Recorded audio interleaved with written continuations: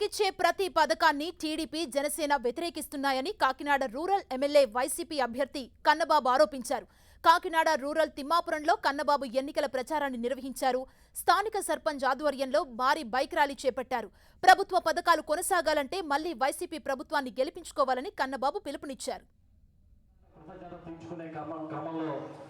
నేను కూడా పనిచేస్తూ ఉన్నా. ఆ రోజు నేను ఎమ్మెల్యే కాకముందు ఎలా ఉన్నానో ఈ రోజుకి అలాగే ఉన్నా. ఎన్ని పనులు చేసినా, మంత్రినైనా, ఇంకా ఏ స్థాయిలో ఉన్నా కూడా ఎమ్మెల్యేగా లేనప్పుడు ఎలా ఉన్నానో ఎమ్మెల్యే అయినప్పుడు అలాగే ఉన్నా. ఆ తర్వాత పదవి పోయినప్పుడు అలాగే ఉన్నాను, జిల్లా అధ్యక్షుడు అయినప్పుడు అలాగే ఉన్నా, మంత్రి అయినప్పుడు అలాగే ఉన్నా, మంత్రి పదవి పోయినప్పుడు అలాగే ఉన్నాను, ఎమ్మెల్యే అయినప్పుడు అలాగే ఉన్నా. మీకోసం మీ అందరిలో కలిసిపోయి ఒక సామాన్య వ్యక్తిగా ఉన్న నన్ను ఆ రోజు ఆదరించారు, ఇవాళ కూడా ఆదరించమని మిమ్మల్ని అడుగుతున్నా. మన ముఖ్యమంత్రి గౌరవనీయులు జగన్మోహన్ రెడ్డి గారు ఎప్పుడూ చెప్తూ ఉంటారు, నాది పేదల పక్షం, నేను ప్రజల పక్షం, పెత్తందారులకి వ్యతిరేకంగా పేదల పక్షాన్ని నిలబడతాను, ఎంత కష్టమైనా ఎన్ని నిష్ఠూరాలు వచ్చినా అని చెప్పి ఆయన అదే దృఢ సంకల్పంతో నిలబడిపోయారు. ఇవాళ అందుకే ఎంతోమందికి ఆయన శత్రువయ్యారు. పెద్దవాళ్ళకి చాలా మందికి ఆయన అంటే గిట్టదు.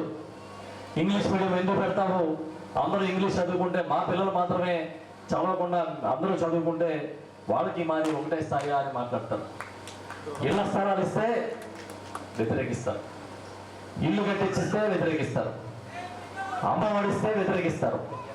ప్రతి పథకాన్ని మీకు అందించడాన్ని వాళ్ళు తప్పు పడతా ఉన్నారంటే కారణం ఏంటని మీరు ఆలోచించండి.